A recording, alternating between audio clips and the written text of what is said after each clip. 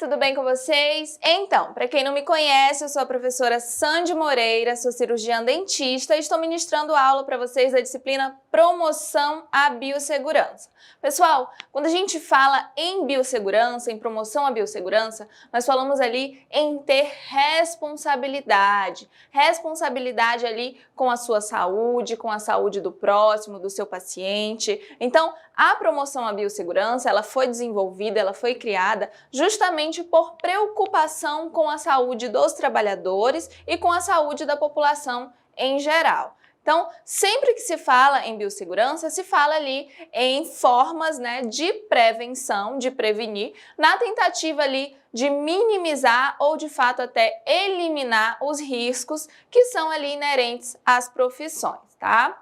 Então, o tema da nossa aula hoje é limpeza, desinfecção e esterilização, tudo bem? Então, nós vamos falar um pouquinho sobre o tópico 1.2, que fala ali da limpeza dos produtos e superfície, tá? Então, segundo a Anvisa, pessoal, o serviço de limpeza e desinfecção ali de superfícies em serviços de saúde, ele compreende ali a limpeza, a desinfecção e também a conservação ali das superfícies fixas, e equipamentos permanentes das diferentes áreas a serem cuidadas. Então, quando você pensa, em um ambiente limpo, você imagina ali que as superfícies, até na sua casa, até em casa você precisa ali manter uma rotina de limpeza, porque senão acumula sujeira e aí não é interessante. E aí quando se fala em ambientes, de saúde, em serviços de saúde, logicamente que vai ter um critério maior, uma rigidez maior com relação à limpeza das superfícies, dos ambientes, dos materiais. Então, sim, a Anvisa, ela fica ali, ela fica responsável e ela fica em cima disso, e os profissionais e os ambientes, os locais de serviços de saúde, eles precisam sempre estar atentos e sempre fazendo essa limpeza, essa desinfecção, e também ali até como uma forma de conservação dessas superfícies, desses ambientes. Os processos de limpeza, de superfícies em serviços de saúde, eles envolvem ali a limpeza concorrente e a limpeza terminal. Pessoal, a limpeza concorrente é aquela limpeza que é realizada ali diariamente, todos os dias. E aí, o que acontece? Com a limpeza concorrente, ela deve ser realizada em todas as superfícies que são horizontais, de móveis e equipamentos como portas, maçanetas, pisos, macas, mesas de cabeceira, mesas de refeição, instalações sanitárias, etc. Então é aquela limpeza que realmente é realizada no ambiente e nas superfícies, que tem ali uma rotatividade, que acumula poeira, que tem pessoas tocando, então precisa ter essa limpeza ali concorrente, que é a limpeza diária, como se fosse ali uma limpeza na sua casa, só que logicamente de uma forma bem mais criteriosa, porque estamos falando de um ambiente, de um serviço de saúde, onde a contaminação, a chance, de ter ali micro-organismos patogênicos é bem maior. Então, como é que funciona esse protocolo de limpeza concorrente? Nós temos ali, a gente faz a classificação da área, E aí, de acordo com essa classificação, é que é realizado esse protocolo de limpeza concorrente. Então, em áreas críticas, a limpeza, a frequência é uma vez por dia, Nas áreas semicríticas, também é realizada ali essa limpeza concorrente uma vez por dia. Nas áreas não críticas, pode ser realizada uma vez por dia ou também ali em dias alternados, um dia sim, um dia não. Em áreas comuns, pode ser realizada ali uma vez por dia também, e áreas externas 2 vezes por semana, Então essa é a classificação da área de limpeza, Então, de acordo com a área dos serviços de saúde, é que vai ser realizada ali a frequência da limpeza concorrente, Lembrando que essa limpeza é realizada ali nos ambientes, né, nos móveis, nos locais ali que são horizontais, no piso. Então é aquela limpeza realmente para tirar as sujidades, as sujeiras. Então, quando a gente já fala lá da limpeza terminal, ela é realizada ali na unidade do paciente, tá? Após, por exemplo, a alta hospitalar, transferências ou óbito, tá? Então, quando a gente fala de limpeza terminal, é quando o paciente ele já recebeu alta, ele vai sair ali daquele leito, ou sofreu uma transferência para outro local, ou veio a óbito. Aí você faz a desocupação do local, ou ali nas internações também de longa duração, tá? Quando o paciente fica internado por muito tempo, aí você vai fazer uma limpeza terminal programada. Tudo bem? Como é que funciona o protocolo da limpeza terminal? Também é classificado ali, né, por área, tá? Então, dentro ali das áreas críticas, essa limpeza, esse protocolo de limpeza terminal, ele é realizado ali de forma semanal, tá? Áreas críticas. A semicrítica, ela é feita ali, o protocolo é quinzenal, a cada 15 dias é realizada essa limpeza terminal. Nas áreas não críticas, é realizada a limpeza terminal de uma forma ali mensal, tá? Uma vez por mês é realizada a limpeza. E aí, nas áreas comuns também mensal e áreas externas, semanalmente tem que ser realizada ali uma limpeza terminal nos ambientes de saúde, tá bom? E aí, existem métodos de limpeza de superfície, tá? Então, em ambientes ali de saúde, os métodos de limpeza de superfícies mais utilizados e conhecidos são limpeza úmida, limpeza molhada e a limpeza seca. Mas eu já adianto para vocês um detalhe, pessoal, vocês não vão ver em ambientes de saúde alguém varrendo o chão com vassoura, tá? Por quê, professor? Porque nós não podemos levantar sujeira. Então a vassoura ela levanta poeira. Então não é essa a intenção, você quer eliminar aquela sujeira e não proliferar. Então, os métodos de limpeza úmida, né, dentro ali do método de limpeza úmida para todas ali as superfícies é utilizando, né, baldes de cores diferenciados, um contendo ali solução detergente e outro contendo água limpa, tá? E aí você vai trocar a solução dos baldes a cada ambiente que for limpando, tá? Você não vai usar a mesma solução para limpar todo o estabelecimento ali de saúde, tá? A cada ambiente tem que ser trocado. E quando se faz a limpeza do banheiro, precisa lavar, tá bom? Como é que é a técnica? Você vai iniciar ali sempre da área mais limpa, tá? Para a área mais suja. Então você não vai trazer sujeira da área suja para a área limpa. Então sempre lembrar, você vai, em ambientes de saúde, se inicia a limpeza pela área mais limpa e aí vai para a área mais suja, tá? Sempre também utilizar movimentos únicos em um só sentido para a limpeza de todas as superfícies, tá? Chão, macas, tudo sempre fazendo ali um movimento único em um só sentido e do mais distante para o mais próximo, tá? E também do fundo para a porta. Sempre limpar ali do fundo para a porta. O método de limpeza molhada, ele consiste em espalhar uma solução detergente no piso, né, e esfregar com a escova ou esfregão, empurrar ali com o rodo a solução suja para o ralo. Você vai levar para o ralo. Geralmente esses ambientes de saúde, eles têm ralos em vários, né, na maioria dos ambientes, justamente para poder facilitar no momento da limpeza molhada, tá? E aí você vai empurrar com o rodo a solução suja para o ralo, vai enxaguar várias vezes com a água limpa e em sucessivas operações, tá? Até que realmente fique limpo o ambiente. E aí a gente tem o método de limpeza seca. O método de limpeza seca, ele consiste ali na retirada, tá, da sujidade, né? Você vai tirar ali aquela sujidade como pó ou poeira, mediante lá a utilização de vassouras, e aí você vai fazer a varredura seca ou aspirador. Mas não é o melhor em relação ao ambiente de saúde, tá? Então sempre eu indicaria ali a limpeza úmida ou molhada, tá? dentro da... Por exemplo, vou citar um exemplo. Por exemplo, em consultório odontológico não se pode varrer, não pode fazer essa limpeza seca, varredura. Por quê? Porque você vai levantar ali, né? Então, não é o indicado. Então, sempre vai... Geralmente, acredito que vocês já tenham até visto ali na vida de vocês, em algum ambiente de saúde, a limpeza ela é feita realmente ou ali de forma úmida ou molhada, tá bom? Então, vamos ali, o tema da nossa aula, limpeza, desinfecção e esterilização, tá?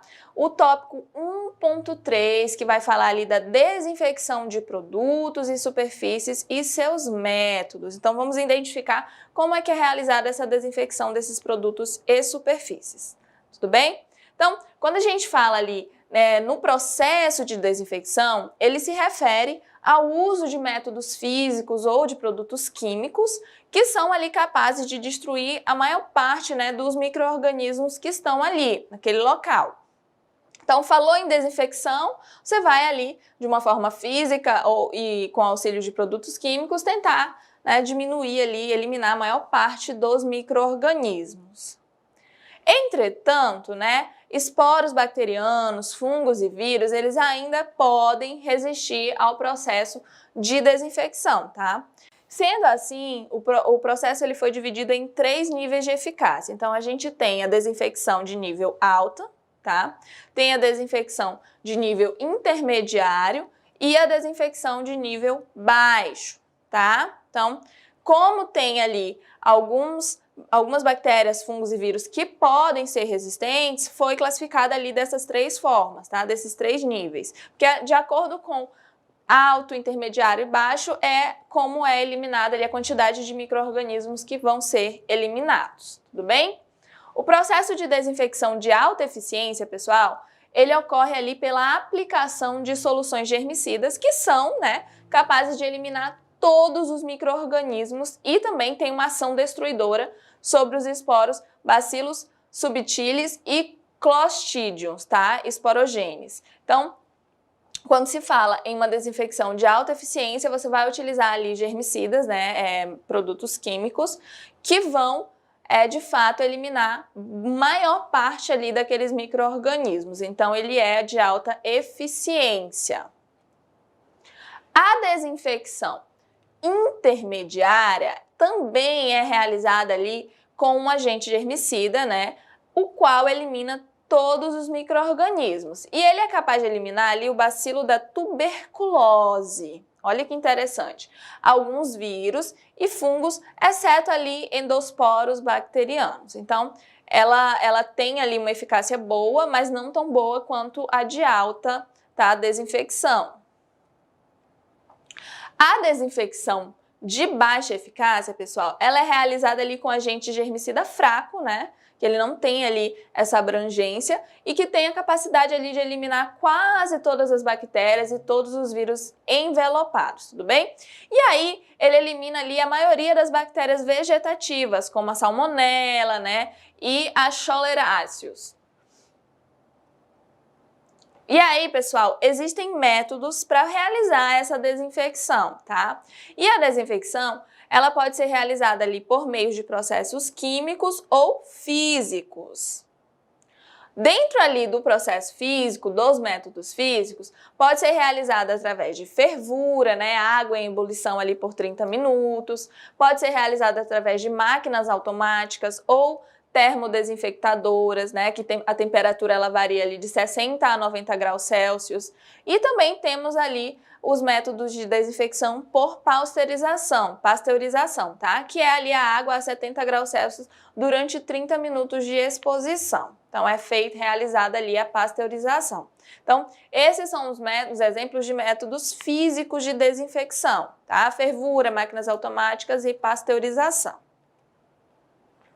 Existem também, falei para vocês que tem ali 2 métodos, os físicos e os químicos de desinfecção.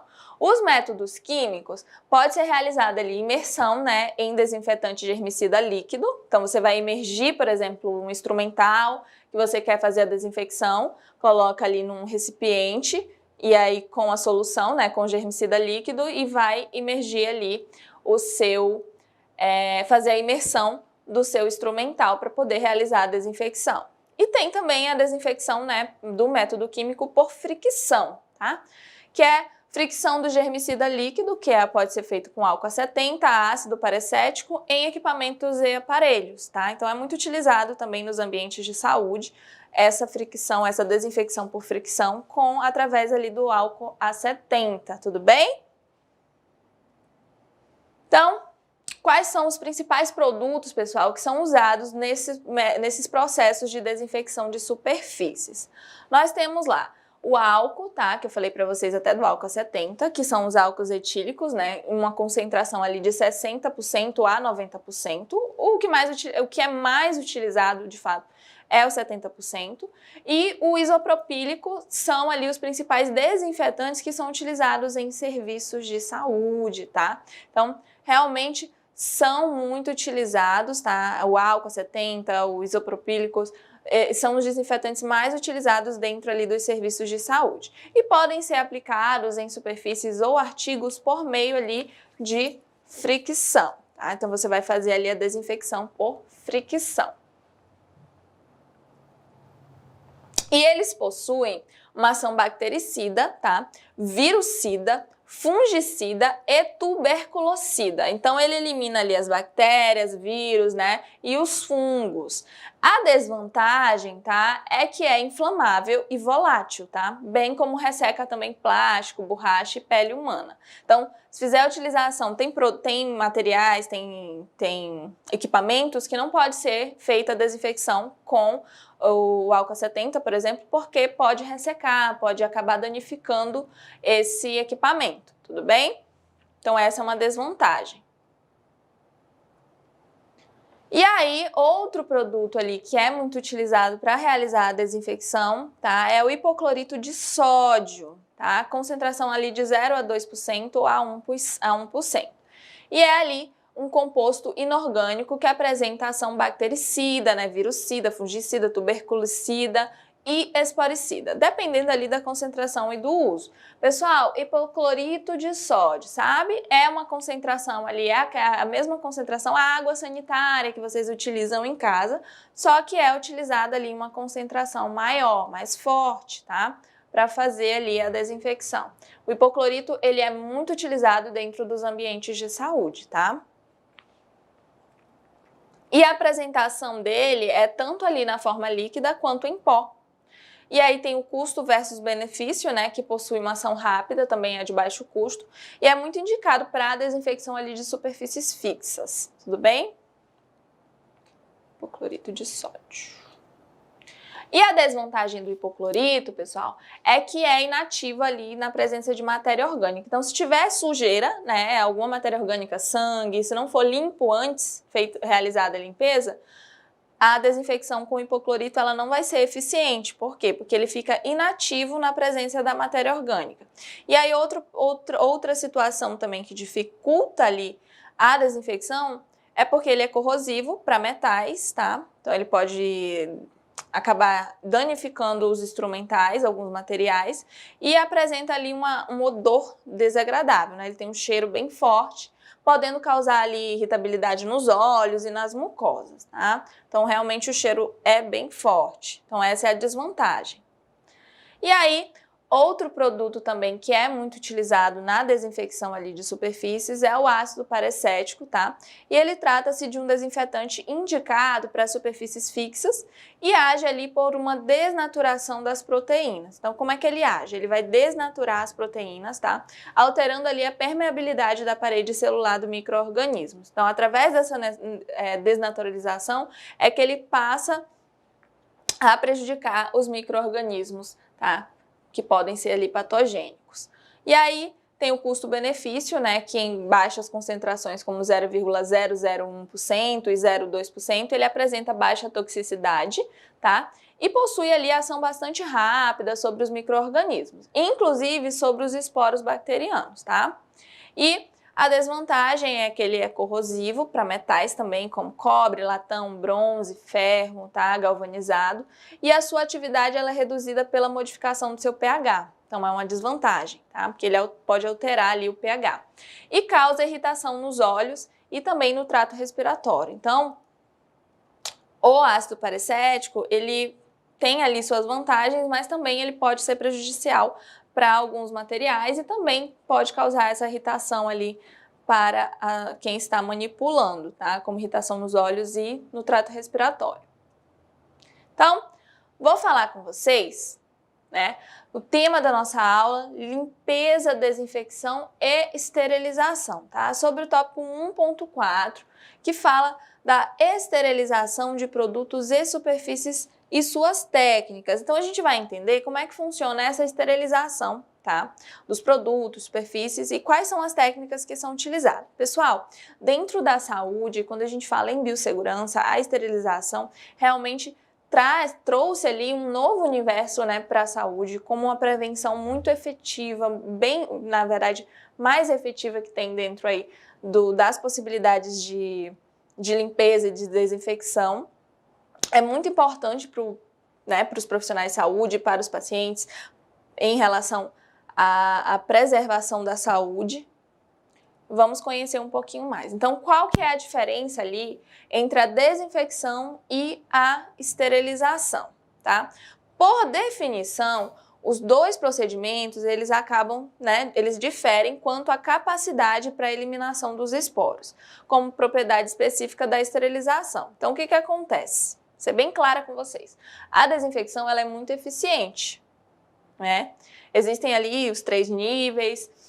E mesmo a de alta, né, potência em relação à desinfecção, não vai suprir, não vai ser tão eficiente quanto a esterilização. Por quê? Porque a esterilização, ela elimina de fato todos os micro-organismos.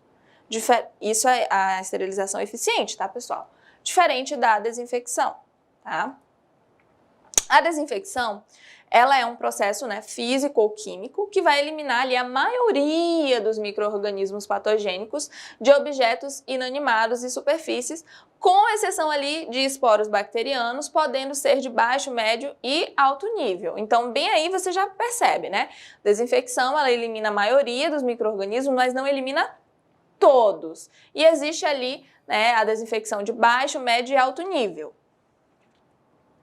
Quando se fala em esterilização, o processo é utilizado para destruir todas, olha isso, todas as formas de vida microbiana por meio ali de uso de agentes físicos e químicos. Então, qual a principal diferença ali, pessoal, da desinfecção para a esterilização? A desinfecção, ela elimina a maior parte dos micro-organismos, maior parte. A esterilização, ela destrói todas as formas de vida, né, microbiana. Então, ela destrói todos os micro-organismos. Então, tá aí a principal diferença para vocês.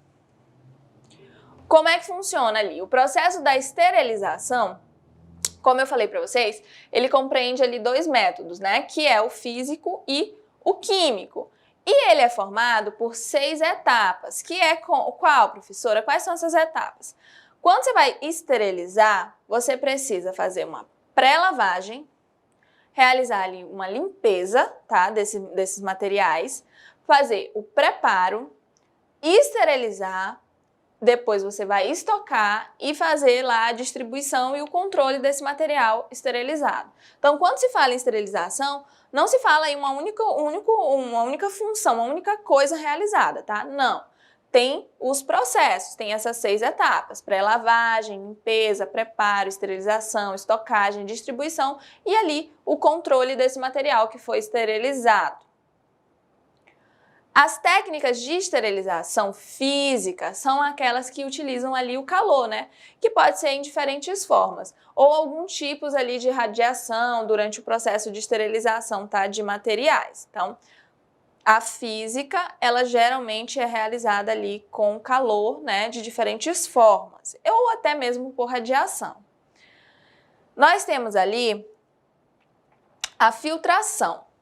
A filtração, pessoal, ela é um método muito utilizado em laboratórios e consiste em remover micro-organismos de líquidos, tá? Ar e gases. Nesse processo, os filtros eles podem ser ali de vários tipos, tá? Existem discos de amianto, velas porosas, filtros de vidro porosos e de celulose também, tá? Entre outros materiais que são utilizados. Temos também a esterilização por irradiação, né? Que são ali capazes de eliminar, matar de forma prática e eficaz os micro-organismos que atentam, né, contra a vida do homem. Então, a intenção é eliminar os micro-organismos patogênicos. A irradiação, em virtude ali da sua complexibilidade, tá? Seu custo e da infraestrutura exigida é um pouco mais utilizada nas indústrias, não é? Não em ambientes hospitalares. Tá? Em locais maiores, assim, que tem uma estrutura maior. E aí temos o calor seco, que é muito empregado ali para a esterilização de instrumentos e materiais utilizados, e o forno Pauster, que consiste ali em uma câmara dotada, né, de um aquecedor elétrico, resistência provocando a esterilização de micro-organismos ali presentes, tá? Então a forma ali do calor seco. E as seguintes combinações de temperatura e tempo são utilizadas ali, que é 121 graus Celsius durante 12 horas, 160 graus Celsius durante 2 horas e 170 durante 1 hora.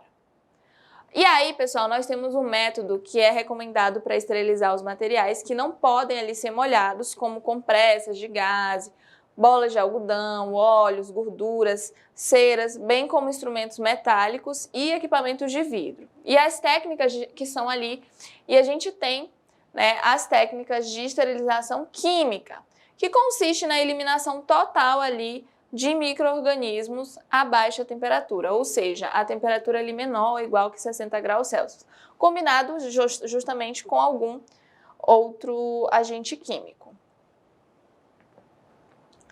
No Brasil, os procedimentos por métodos químicos mais aceitos são a esterilização por óxido de etileno, plasma de peróxido de hidrogênio e vapor de formaldeído a baixa temperatura, tá? São os que são mais utilizados, produtos químicos.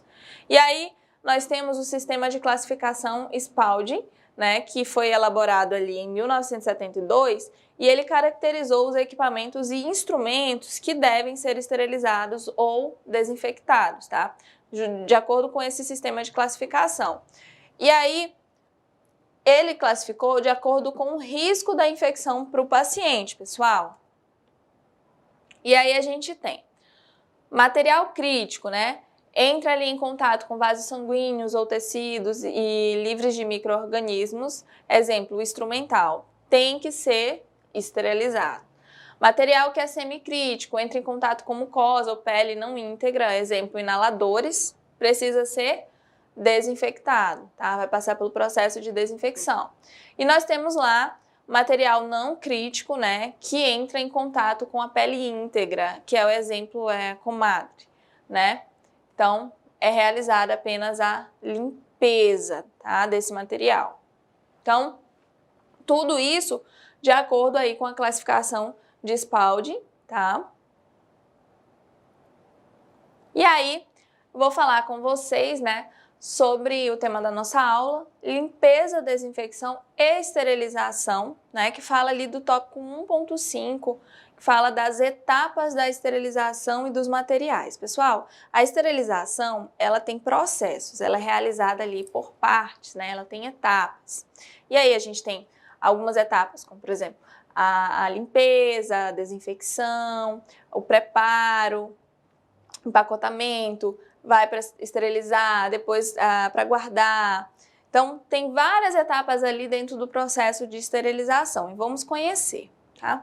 Os processos de esterilização, eles são obrigatórios nos locais de prestação ali de serviços de saúde. Então, quando você fala em ambientes de saúde, ambientes que tem ali contato com saliva, com sangue, com mucosa, então, materiais que vão ter esse contato com a rotatividade, então eles precisam ter esse processo ali de esterilização, tá? Não só os ambientes de saúde.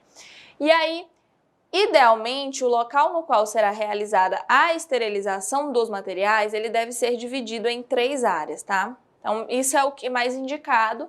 Por quê? Porque assim você tem processos, você não contamina o material que vai estar limpo. Então, eles dividem ali nessas 3 áreas, né, que são ali as barreiras físicas. Então, a gente tem a área suja.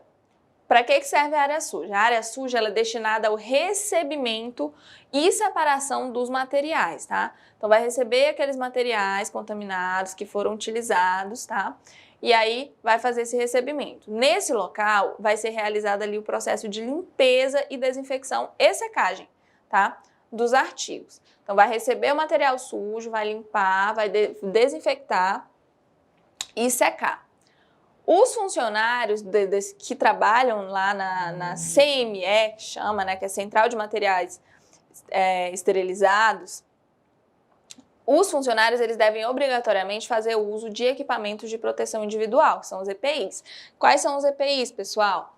Gorro, máscara, luvas, tá? Luvas de borracha, sapato fechado, roupa fechada, jaleco. Então, todos os funcionários, todas as pessoas que trabalham nessa área da CME precisam estar com os EPIs, tá? Que são os equipamentos de proteção individual. E aí, falei da área suja, na área suja, lembrando, né? Você vai receber o material, material sujo, vai fazer limpeza, desinfecção, secagem. A área limpa é destinada ali para a separação dos artigos e também verificação da limpeza. Então, você vai destinar uma área para separar, organizar e aí verificar se realmente aqueles instrumentais eles estão limpos de fato, tá? Da funcionalidade ali, ver a funcionalidade e a integralidade desses materiais. Também ali ela é utilizada nos processos de empacotamento, tá? Selagem e esterilização dos instrumentos. Então, dentro da área limpa vai ser separado o material, verificar se está realmente limpo, vai ver se está funcionando direitinho e ali vai ser empacotado, vai ser selado e esterilizado, tá? Tudo dentro da área limpa. E aí, nós temos a área de guarda e distribuição ali de materiais, tá? Que é onde vai ficar o material que foi esterilizado, tá? E de lá ele vai ser distribuído, tá? E destinado ali ao armazenamento, ela é destinada ao armazenamento dos artigos esterilizados e também depois da sua dispensação, da sua distribuição. Os profissionais, eles devem higienizar as mãos rigorosamente e de preferência sempre estar utilizando luvas de procedimento, tá? Tem que estar de EPI também. Lembrando, os EPIs, gorro, máscara, luvas, sapato fechado, roupa fechada, jaleco, tá? Após ali o recebimento e separação dos materiais, tá? Quando você recebe e separa o material sujo, lá na área suja ainda, eles devem passar pela etapa de limpeza, que tem ali como objetivo remover a sujidade, né, que é visível, toda aquela sujeira, matéria orgânica, sangue, secreções, o que está ali visível. Então, você vai fazer a limpeza, reduzindo dessa maneira a quantidade de micro-organismos que já estão presentes nesse artigo, né, nesse instrumental, nesse equipamento. Inicialmente, os materiais, eles devem ali ser separados em artigos cortantes, tá? E pesados. Mas é importante lembrar que os perfuro-cortantes, eles devem ser manuseados com muito cuidado. Pessoal, eu vou colocar uma atenção para vocês. Quem for ali ter contato, que for para trabalhar numa CME, que for fazer a limpeza, desinfecção, esterilização de materiais, precisa ter muito cuidado. Muito cuidado, muita atenção. Por que, professora? Eu não vou nem estar com contato com o paciente. Não, você não vai ter contato com o paciente, mas você vai ter contato com materiais instrumentais, principalmente os perfuro-cortantes, que já estiveram em contato com pacientes, com sangue, né, com secreções. E aí, meu amor, se você, por um acaso, sofreu um acidente com algum desses instrumentais perfuro-cortantes, imagina o desespero. Por quê, professora? Porque você não vai saber. Aquele instrumental, ele atendeu quem, né? Em quem que ele estava? Ele foi usado em quem? Então, você não tem como saber. Então, olha o risco. Como é que você vai saber se aquele paciente ele tinha algum problema de saúde, alguma doença transmissível? E aí, você vai ter que passar por todo um protocolo ali, que é desgastante, que é sofrido, que talvez que não é 100% seguro, tá? Que você pode passar por tudo isso e ainda acabar contraindo alguma doença. Então, quando você for trabalhar em um ambiente, né? Quando você trabalha em saúde, sua atenção tem que ser dobrada. E quando você vai fazer higienização de instrumental, esterilização de instrumental, você precisa estar muito atento.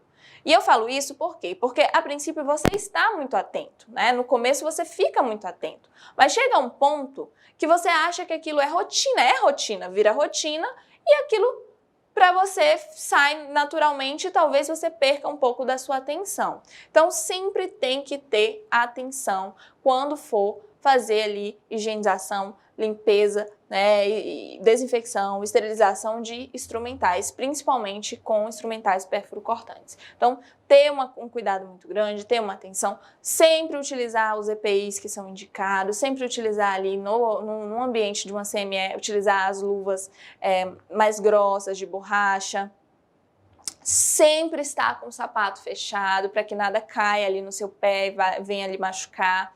Então, sempre ter muito cuidado, tá? Então, devem ser manuseados com muito cuidado esses materiais, tá? Esses instrumentais. E aí, como que se faz? Geralmente, você vai separar os instrumentais que são perfurocortantes dos que não são. Por quê? Porque os perfurocortantes, logicamente, a sua atenção vai ser maior para eles. Então, tem que ter o cuidado. E até mesmo ali, para o momento de pegar o instrumental, para fazer higiene, você pode acabar se perfurando. Então, tem que ter muito cuidado, tá? Posteriormente ali, depois que você faz a separação dos materiais, os materiais eles devem ser lavados peça por peça, tá? Individualmente, com fricção delicada e enxaguados abundantemente. Então, lavar com água corrente. Utilizando ali, depois você vai utilizar panos ou compressas limpas para secar ali os artigos e depois vai inspecionar visualmente se o processo de lavagem ele foi eficaz, né? Se realmente o instrumental ele está limpo. Depois ali da lavagem, o material ele deve ser descontaminado, tá? Visando ali a eliminação de quase todos os micro-organismos presentes na superfície dos objetos. Aí você vai utilizar algum degermante, algum produto químico, né? Que tem ali uma eficiência boa para fazer essa desinfecção e que possa ser utilizado no instrumental que você está manipulando. Por fim, o material ele vai estar pronto, né, para o processo ali de esterilização. Entre todas ali as técnicas atualmente disponíveis no mercado, a autoclavagem, que é ali o uso, né, do calor úmido sob pressão, é a mais recomendada, pois é um processo seguro, eficaz e de fácil controle de qualidade. Eu citei para vocês sobre o calor seco, que é muito utilizado em odontologia. Ele não é mais utilizado, tá? Hoje a gente não usa estufas. Por quê? Porque foi comprovado que a esterilização pela estufa ela não é tão eficiente assim, tá? Não consegue se ter um controle tão grande. Quando a gente usa o calor úmido, que é ali a técnica mais recomendada, que é feita através das autoclaves, que eu até coloquei para vocês aqui um exemplo, né? Que é o que a Anvisa aceita e é o recomendado. Então, sempre que for falar em esterilização, né? Vai ser realizada ali, se não for de uma forma química, vai ser realizada pela autoclave, tá? E a autoclave ela funciona através do calor úmido sob pressão, tudo bem? Então, vou falar com vocês, né, o tema da nossa aula, limpeza, desinfecção e esterilização, sobre o tópico 1.6, que fala ali dos programas de controle de qualidade de esterilização, tá? Então, existem programas para você ter controle ali se aquela esterilização está sendo de fato efetiva ou não. Então, os processos de esterilização, eles podem ser controlados ali por monitoramento, né? Que pode ser mecânico e físico, da autoclave mesmo, e também pelo monitoramento químico e biológico dos ciclos, tá? Que podem ser realizados. O monitoramento mecânico, ele se refere ali ao equipamento mesmo de esterilização e recomenda-se que todos os processos de manutenção, tanto corretivos quanto preventivos, eles sejam devidamente registrados, sempre anotados em livro específico, né, para ter controle mesmo sobre o equipamento, né, sobre a autoclave. Já o monitoramento físico, ele é realizado ali com as informações que são obtidas durante ali um ciclo, né, de esterilização, ou seja, os dados sobre o tempo, a temperatura, a pressão, precisam ser definidos, anotados e verificados para garantir se esse processo realmente está sendo efetivo, né, se realmente está sendo esterilizado. Então a gente tem o monitoramento químico, que é realizada ali com o uso de alguns indicadores específicos que são utilizados, né, que você pode colocar lá dentro da autoclave e aí vai verificar se de fato foi efetivo ou não, tá? Os indicadores químicos são tintas termocrômicas, né? Ou seja, elas alteram ali sua coloração conforme a mudança de temperatura, de acordo com... Aí você vai, se mudou a cor, aí você vai verificar se está esterilizando ou não. Os indicadores, geralmente, eles estão presentes nas bordas, por exemplo, de papel grau cirúrgico, né? Tem aqui, não sei se vocês vão conseguir enxergar, tem setinhas que vão mudar de cor após o processo de esterilização. Então, não pode reutilizar, tá? Papel grau cirúrgico, pelo amor de Deus, não vão reutilizar. Por quê? Porque você verifica se o seu produto, de fato, seu instrumental, foi de fato esterilizado através dessa borda do papel grau cirúrgico e que indica ali se os materiais foram devidamente processados ou não, tá? Ao retirar ali o material da autoclave, o profissional ele deve conferir se o indicador ele teve sua coloração alterada, tá? Então, sempre que você for retirar o instrumental da autoclave, verificar se o indicador ali do papel grau ele teve ali a alteração de cor, para ver se realmente fez a esterilização do material.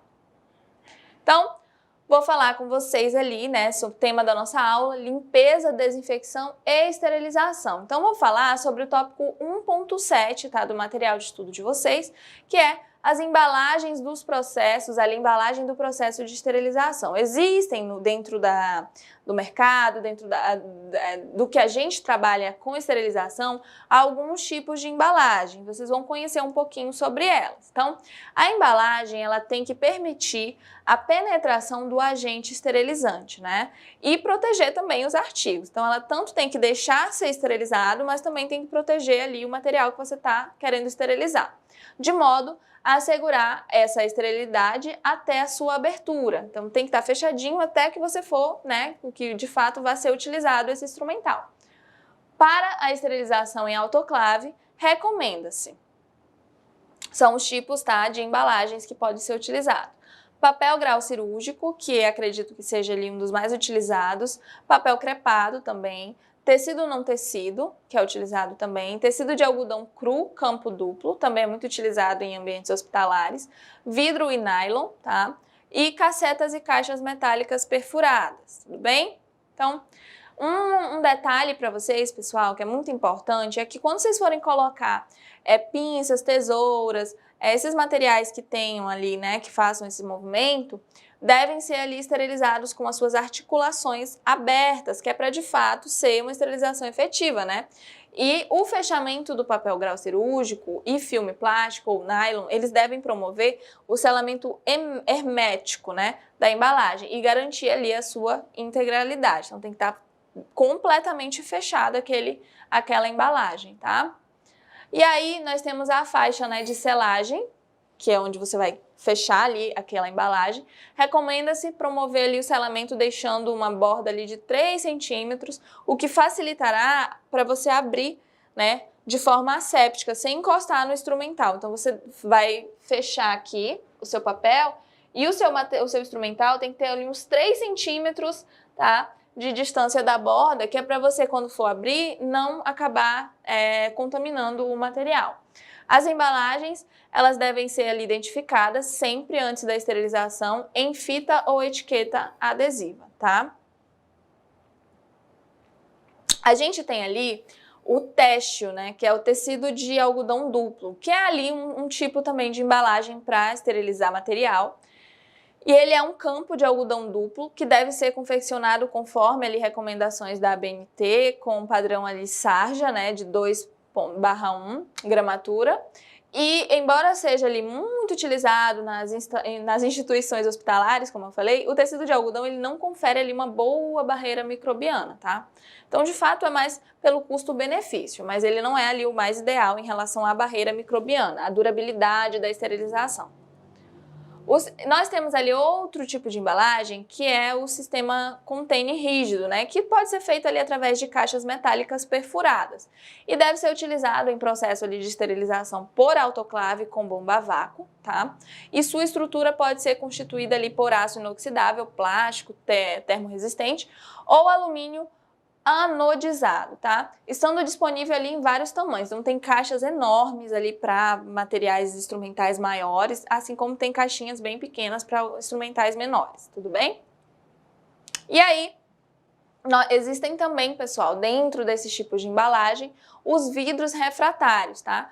Que eles são ali indicados para esterilização de líquidos e podem ser utilizados em autoclaves ou estufa, tá, para óleos, e devem ser resistentes às altas temperaturas e também possuir tampa que impeça ali a contaminação do conteúdo, né, que não vai deixar contaminar o que está dentro.